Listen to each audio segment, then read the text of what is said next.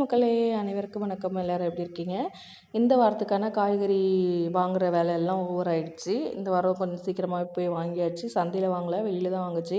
என்னென்ன வாங்கியிருக்கோங்கிறதையும் சொல்லிடுறேன். கத்திரிக்காய், பீன்ஸு, கேரட்டு, தக்காளி, அப்புறம் கொஞ்சமாக பச்சை மிளகா ஒரு 10 ரூபாய்க்கு, அப்புறம் வெண்டைக்காய், அப்புறம் உருளைக்கிழங்கு. இதெல்லாம் இந்த வாரத்துக்கு போதுமானது எங்கள் 3 பேருக்கு. அப்புறம் கொஞ்சமாக வெங்காயம் ஆல்ரெடி வீட்டில் இருந்து அதை வச்சு காலத்தை ஓட்டிடலான்னு ஃப்ரீயாக கொத்தமல்லி, கருவேப்பிலை, அப்புறம் புதினா எல்லாம் கொடுத்துருக்காங்க. என்றைக்கு ஒரு நாளைக்கு கண்டிப்பாக சீக்கிரமாக பிரியாணி பண்ணி சாப்பிட்றலான்னு முடிவு பண்ணிவிட்டு இதெல்லாம் எடுத்து ஃப்ரிட்ஜில் ஸ்டோர் பண்ணியாச்சு. ஃப்ரிட்ஜில் ஸ்டோர் பண்ணிவிட்டு இன்றைக்கி என்ன பண்ணேன்னா, நான் துணி துவைக்க மேலே போனேன். துணி துவைச்சிட்டு துணியை காய வச்சுட்டு இருந்தேன். திடீர்னு என்னை பார்த்துட்டு ஒரு 2 பேர் டக்குன்னு உள்ளே ஓடினாங்க.